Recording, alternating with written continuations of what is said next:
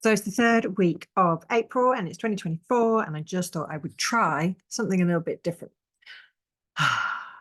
Last week before, it was Easter break from the schools.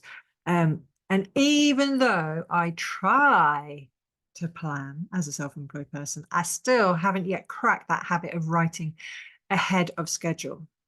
So that's how come I end up doing these in the moment, fresh picked, hand rolled newsletters. They're literally the thoughts, feelings, and curiosities that have struck me in that very moment when I sit down to write.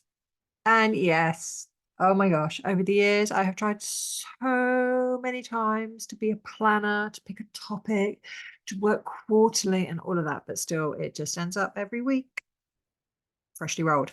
But here is one thing that actually it's not completely true. So there's one section of my written newsletter that is percolated, it's gathered, it's curated like a trove of treasures from a toddler's pocket. And that's my 3 curious things. I don't know whether you've ever noticed it if you're on my mailing list, but there we go. So curiosity is one of my core values. It's incredibly important to me. Sometimes when I think about my core values, I feel a little bit like that Monty Python sketch of the Spanish Inquisition. My main core value is curiosity and creativity. My 2 main values are curiosity and creativity and connection amongst my values, you know, the thing. So I think it's incredibly important to stay curious, especially in a world that appears to be a little bit do as I say, don't do as I do. As a kid, my most overused word was definitely why. Why? Why? Why? Much to the annoyance of everybody around me, as you can imagine. And it's not because I wanted to break the rules. I really wasn't a rule breaker. I just wanted to know why things were the way they were. And what was the meaning behind things and what was the thought process? You know, I was just pretty much a curious kid. And now I'm a curious grown up. What can I say? Generally, when I do those kind of bios for podcasts and such, I say that I ask a lot of questions, but I actually don't. What I do is I seek depth. I'm not very good at small talk. So if you're talking, I'm really listening, like really listening. But if I feel like there's something missing or there's something being evaded or sidestepped, you can like literally see my ears prick up. And that's when the curiosity comes. So having been self-employed for so long, I've been part of a business mastermind for 7 years, and it's the same 6 people every month. And we take it in turns to be in the seat, and then we listen to each other's business challenges and sometimes our life challenges because, you know, it's all very involved. And then we offer our observations or our wisdom or our experience. We ask questions which allow the person who's in the seat to find a solution or to reframe a belief, or, you know, like we're all closer towards a place of figuring it out. Now, it has been remarked upon that I don't actually say a lot sometimes, but invariably when I do, it's it's a mic drop. And that's what I'm really good at. That's the magic of, in terms of sacred money archetypes, which I love. Being a connector, alchemist, nurturer, you know, having those elements of my personality when they come together, it's listening, it's knowing you, it's seeing you as an individual, it's all of that good stuff. So one of the things I'm deeply looking forward to is listening to the rest of episode 440 of Dr. Rangan Chatterjee's podcast, the Feel Better, Live More podcast.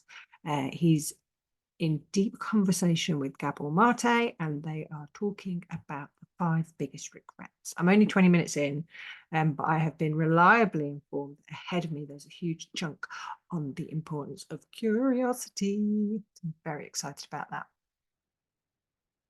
So this is where I stand on curiosity. This is why it's so core to who I am and what I believe in. So my stand on curiosity is this: how are we expected to understand others if we don't stay curious? If we don't allow ourselves to put ourselves in their place or to ask questions, if we're going to be blinkered, we're not going to move forward. How are we supposed to discover alternative solutions and new ways of thinking if we don't maintain curiosity? All you're going to do is maintain the status quo. And how are we supposed to heal ruptures in relationships and in our societies if we don't allow ourselves to ask why and what am I missing here? Curiosity is the companion of compassion.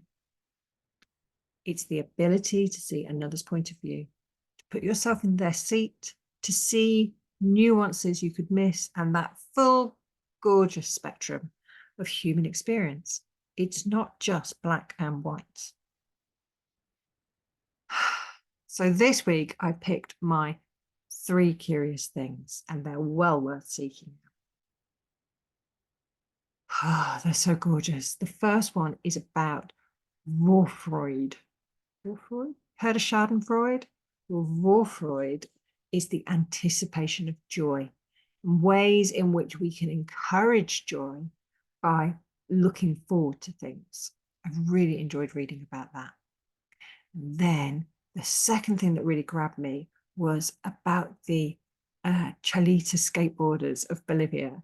So these are these badass modern women who skateboard, and yet they're doing it in this way which really respects and acknowledges the authentic tradition of the Chalita women of Bolivia. So it's those amazing big skirts and big hats. So they're completely badass because they look traditional in the way they're dressed. But actually, when you look at the tattoos and the piercings and the makeup, you can see that there is like incredible meeting of subcultures. And I love that kind of thing. And then the third is the discovery of Bastien Daus. Okay, I've probably completely mangled that.